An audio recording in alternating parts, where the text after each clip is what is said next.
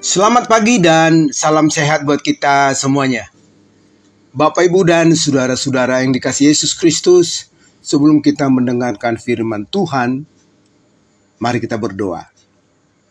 Kasih karunia dan damai sejahtera dari Allah Bapa kita dan dari anaknya, Tuhan Yesus Kristus. Amin. Firman Tuhan kepada kita hari ini diambil dari Almanah HKBP yang tertulis dalam 1 Timoteus 1 ayat 5. Demikian firman Tuhan. Tujuan nasihat itu ialah kasih yang timbul dari hati yang suci, dari hati nurani yang murni, dan dari iman yang tulus ikhlas. Demikian firman Tuhan. Tujuan nasihat. Saudaraku yang dikasihi Yesus Kristus, setiap orang membutuhkan kata-kata nasihat. Kenapa? Agar orang yang dinasehati dapat bertindak atau bersikap baik.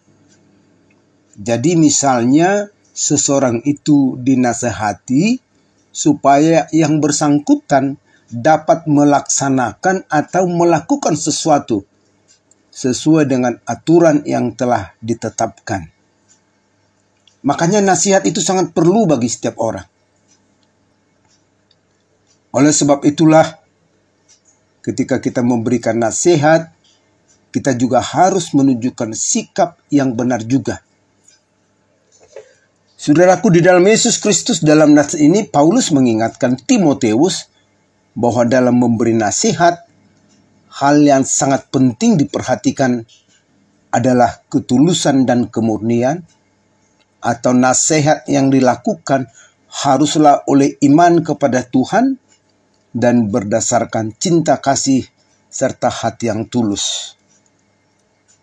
Jadi kita yang memberikan nasihat harus belajar menjaga hati, supaya nasihat kita adalah nasihat yang lahir dari hati nurani yang murni.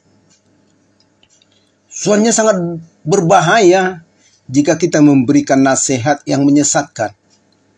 Artinya, jangan kita seolah-olah memberikan nasihat kepada seseorang, tetapi tujuan kita adalah mengajaknya untuk melakukan pembalasan.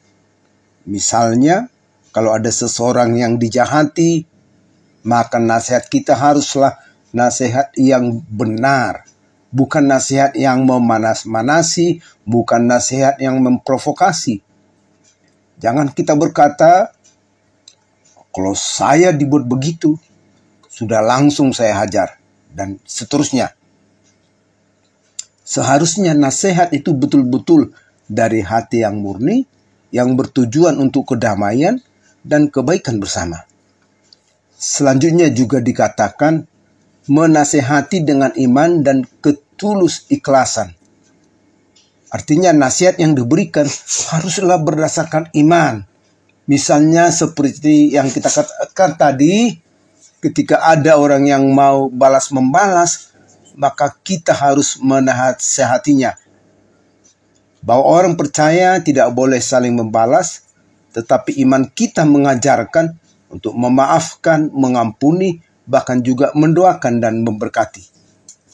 Jadi ibarat dalam rumah tangga, ketika kita menasihati seseorang yang hendak bercerai, maka kita harus selalu mempertahankan iman kita yang mengatakan jangan bercerai.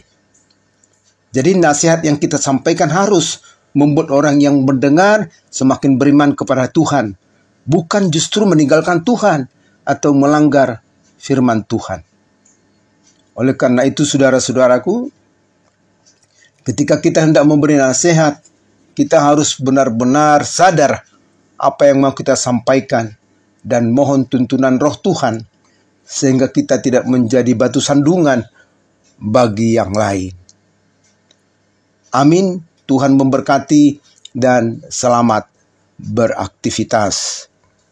Mari kita berdoa. Bapa di surga, Allah yang kami sembah dalam nama Yesus Kristus, ajarlah kami ketika kami hendak menasihati seseorang, sehingga dengan kata-kata nasihat kami orang tersebut disadarkan dan diteguhkan untuk beriman kepadamu. Dalam nama Yesus, kami berdoa dan mengucap syukur. Amin.